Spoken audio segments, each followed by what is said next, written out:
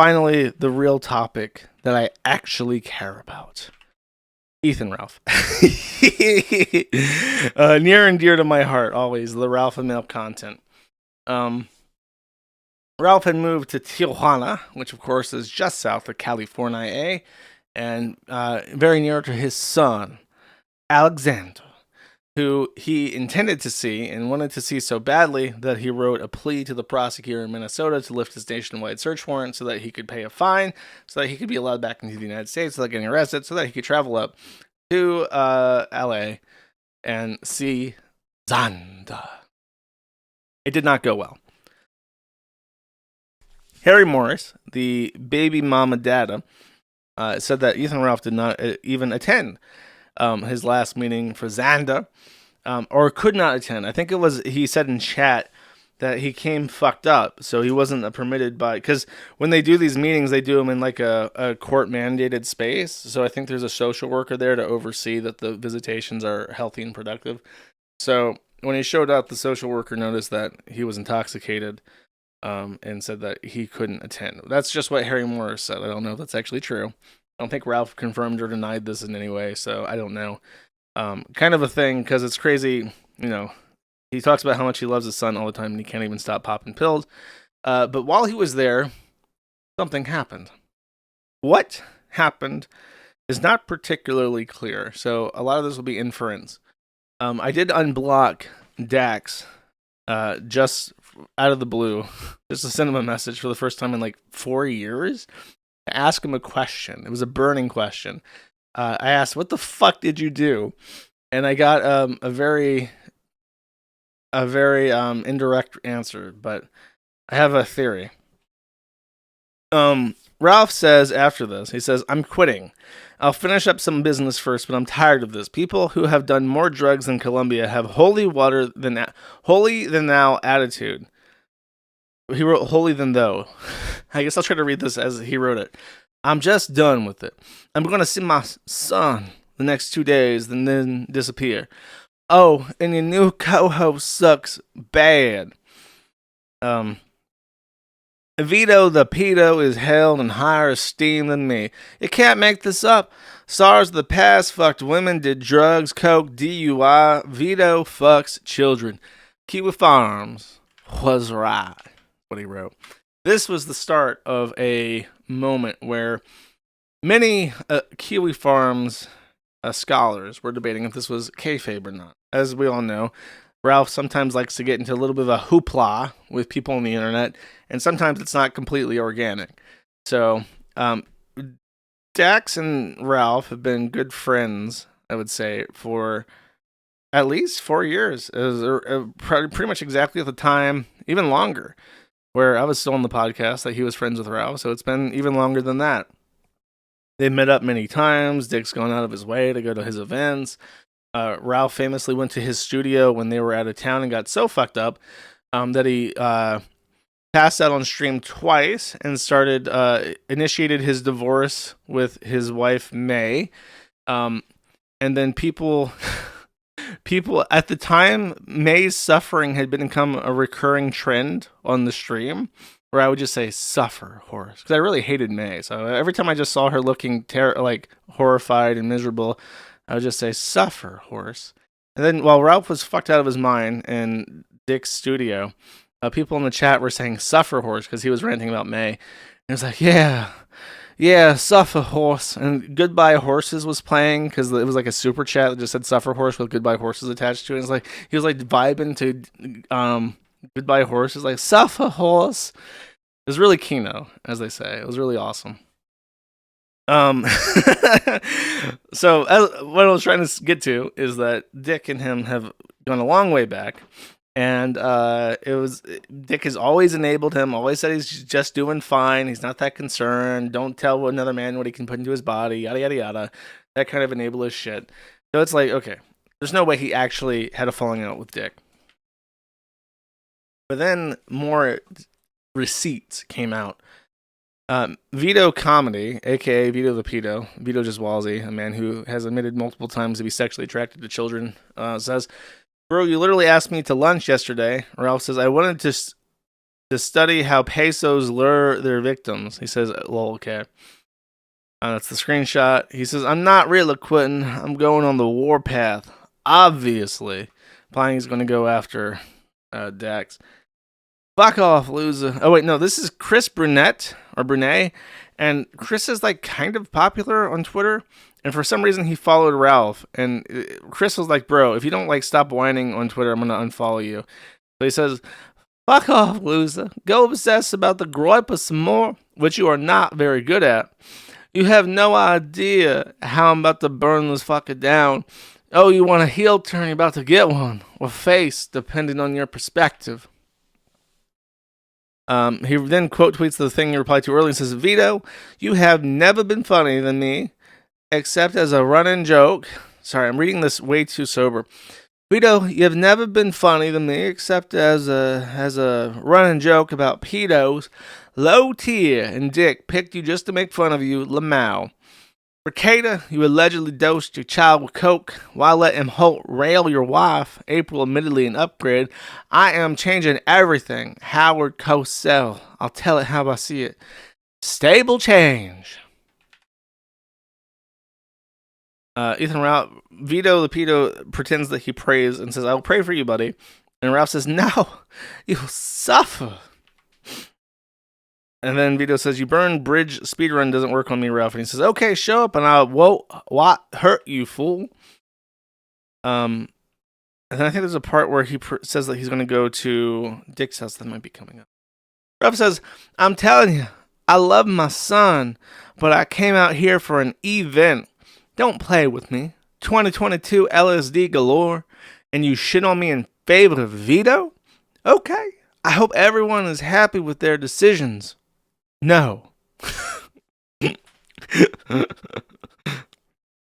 No, just no at the end. So I think Dax then on the next episode, because I think this happened right before the next recording happened, so I think he addresses this. Very rare do I play clips from his show on my stream, but I feel like this is the appropriate time. And we have a podcast that we do. I don't think that me and you doing a podcast means that you guys can't also look. I'm doing real work. Right. Like I'm in the middle of the day doing real work. Sure. Actual, face to face, Zoom shit. Talking to my friend about his sister moving into a new place because her house burned down, and then I'm getting. It's a bad time I'm getting texts about. So when do we do it? And I'm like, you know what? What am I? I'm imagining like, is this just going to be another shit show? I'm picturing. What am I going to do? Is Ralph going to try to kill himself on the show? Why am I having these thoughts? Why am I thinking about this at all? Didn't he come over? What was it? Was it this summer or last summer? Mm-hmm. And he was kind of he seemed like he was like kind of wavering on the the precipice of death, the veil of death. Yeah, it seems like his addiction struggles for some reason when he comes to California seem to really weigh heavily on him. Maybe it's the flight takes a lot out of him. Me. Maybe it's you. People can't be around me. I don't know. Learned that. People get around me. Well, and you did ruin Bo. You turned Bo Black's trans somehow with your cocaine. Yeah. It's because I am the demon. According to the fucking internet. Very funny.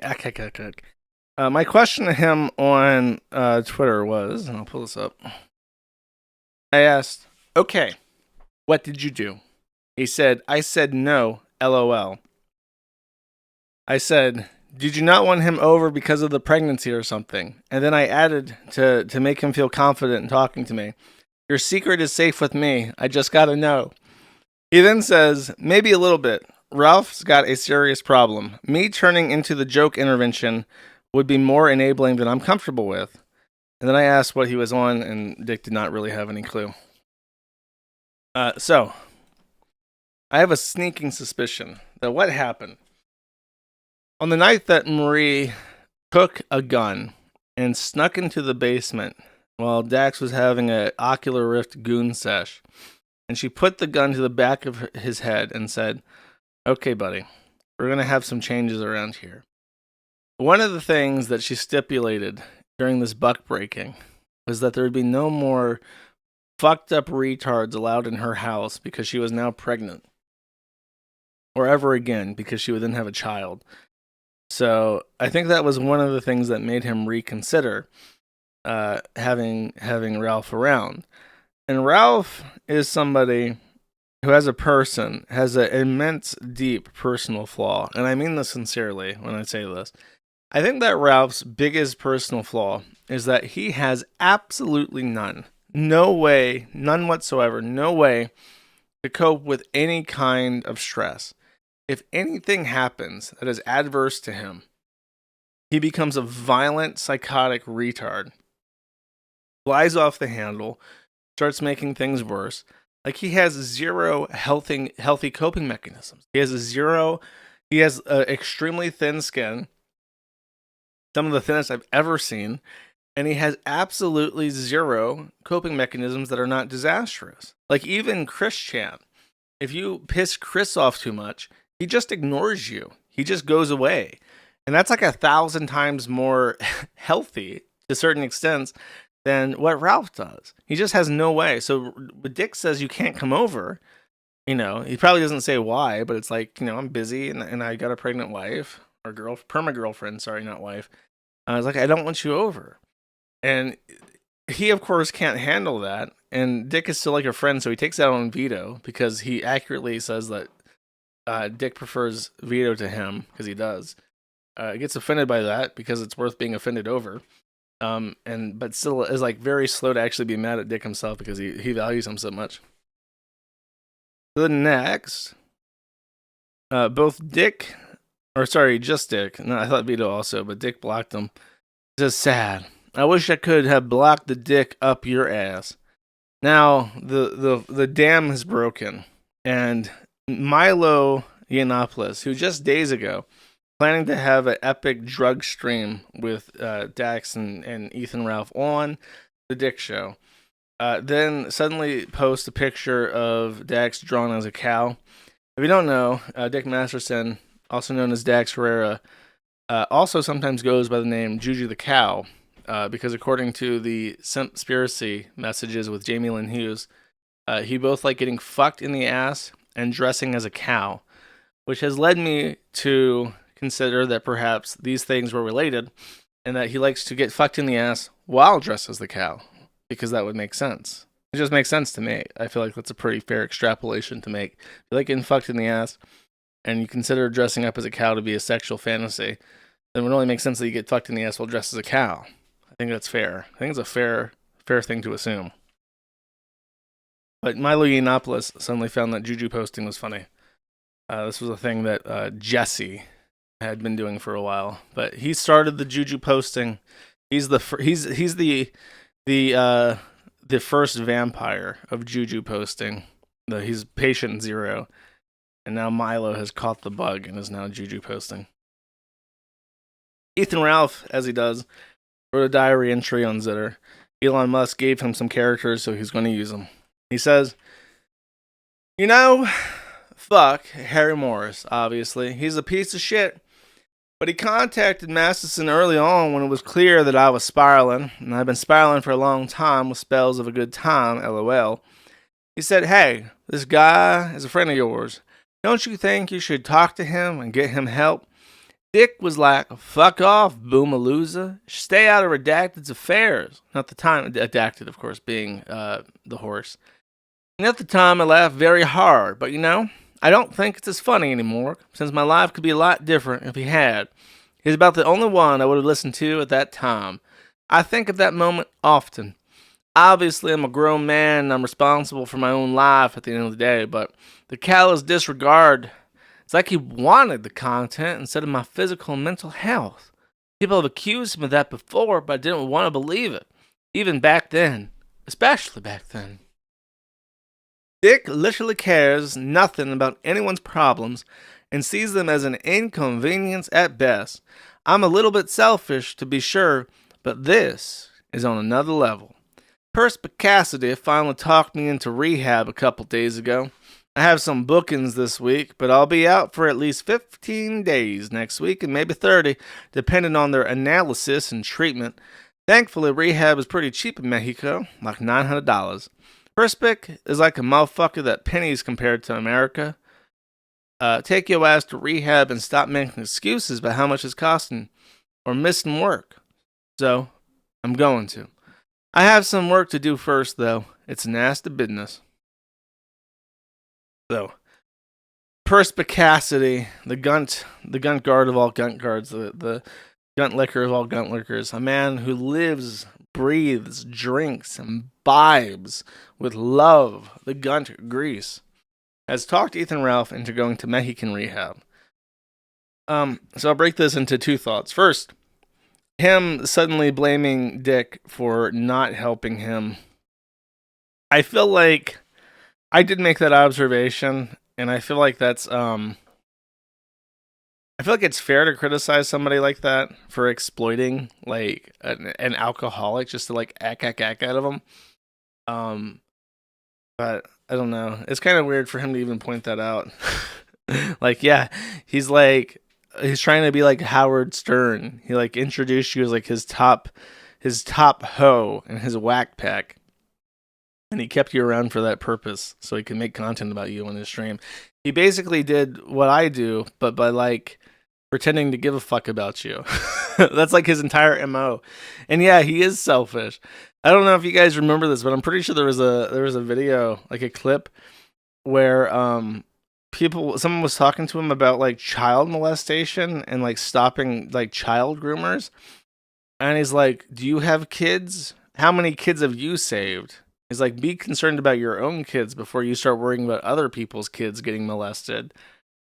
And it was about Vito. This was his defense of Vito. It's like, why do you care if other people's kids get molested? He's basically the personification of that Cobson Wojak thing where he's like pointing out the burning of Rome. And he's like, but how does this affect you personally? He's like that, but like a living human incarnate of that kind of fucking nihilism. So now Ralph is very, very, very, very, very, very, very, very late to this observation. Good luck with that. Second part about going to rehab. So, as some people may know, for instance, Bossman Jack, rehab doesn't always work.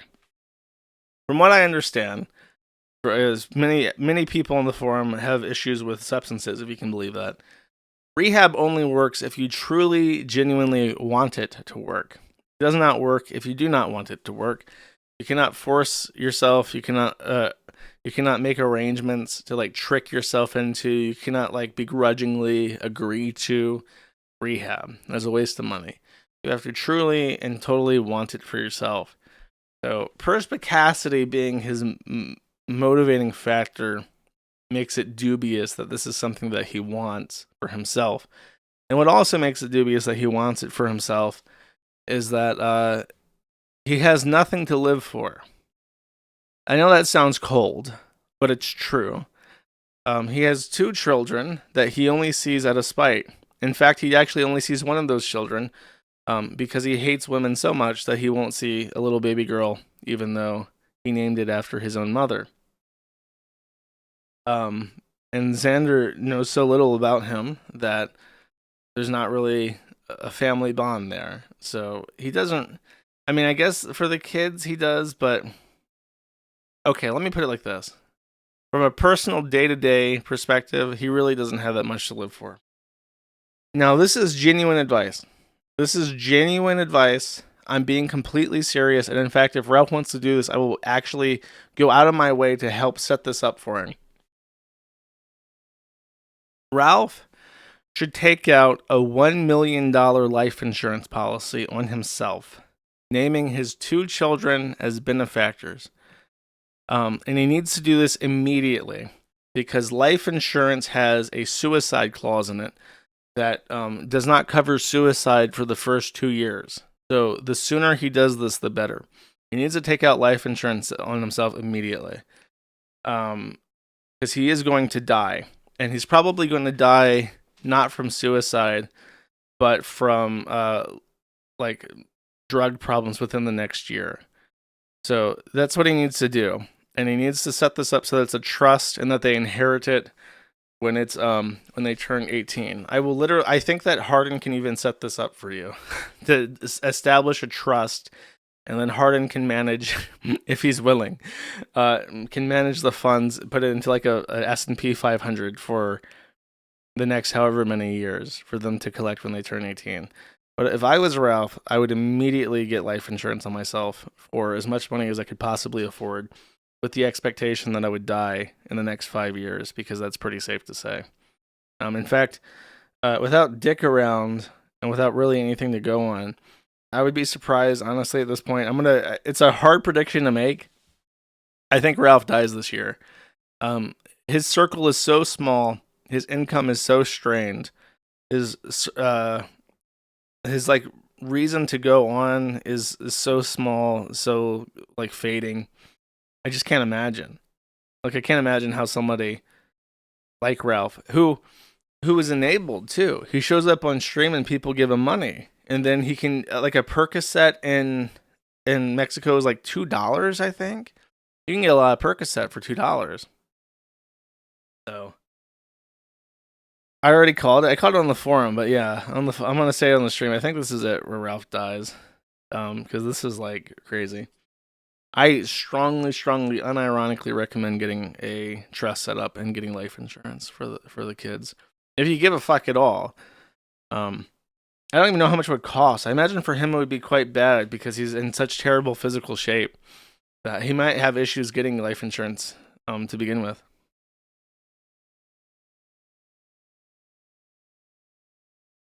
If you take meds like Ralph does, they deny you coverage.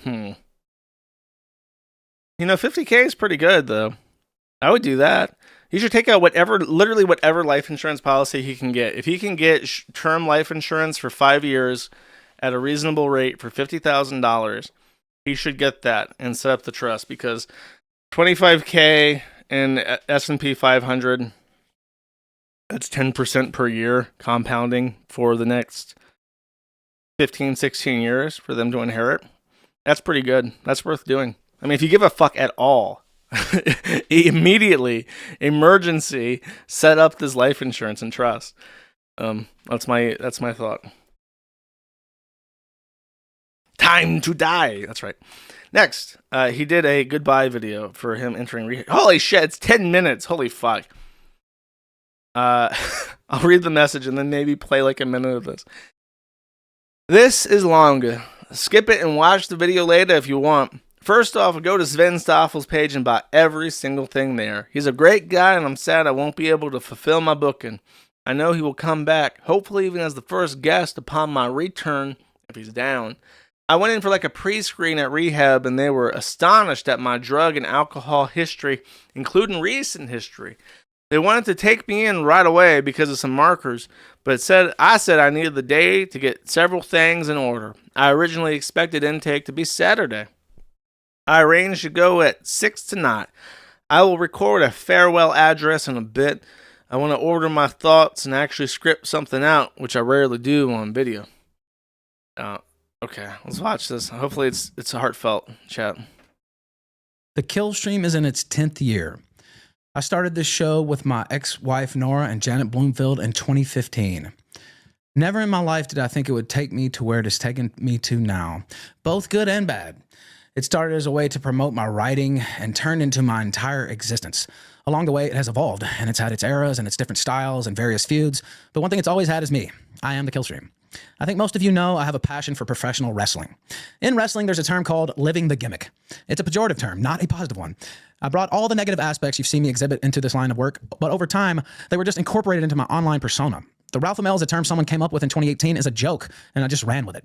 All the problems I have were simply written into the gimmick. Hard drinker? That's just the Ralph ML way. Do it on air and drink even more. Womanizer? Of course. No big deal. Write it into the story and lean into it. Criminal issues? Sure. Who cares? Fuck the police. Baby mama drama? All good. What are you, a bitch? Burnouts and vicious feuds with former friends and lovers? Fuck them. It's a nasty business and everyone is a snake anyway. Go scorched earth. Trust no bitch. You get the idea. This is not a healthy way to live life, although it has been quite entertaining. Rather than addressing shortcomings when I had many opportunities, I simply papered them over and reinvented things time and time again, including just this past week.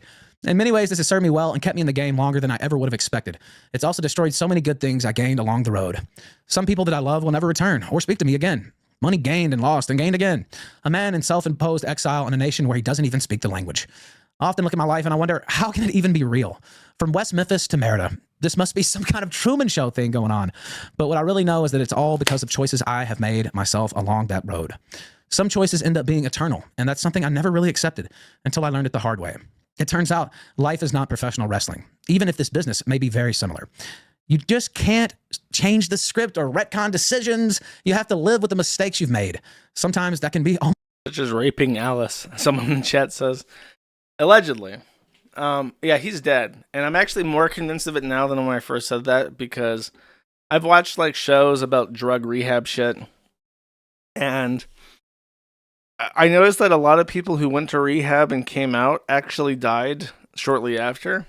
And I think that what happens is that you go into rehab, you go in for 15, 30 days, you come out clean, and you come out with a reset tolerance of these drugs, or a reduced tolerance. And then you go back out and you have a little bit more money because you aren't buying drugs. And then when you fall off the wagon, you go on a bender that's even harder than originally, and then you die because your tolerance is less. You've got money for stuff, and you're like, well, you know what? If I'm off the wagon, I might go really off the wagon. What's the difference between 1 Xanny and 20 at this point? So, I think he's dead. Let's move along, chat. I got something to talk about Ricada. This guy, I'm just giving him a shout out. Insanely Retarded came up with a very, I didn't mean to click that. A very, very long timeline of all of this drama. He took this picture with this random couple. I don't know who the fuck these people are, but actually, I'm gonna give this one the gooder sticker for his accomplishment. Oh, you can find this on the thread if you want like a full rundown of the Ralph stuff. But that's the gist of Ralph. He's going to rehab and then he dies. And then hopefully he'll take out life insurance before he dies.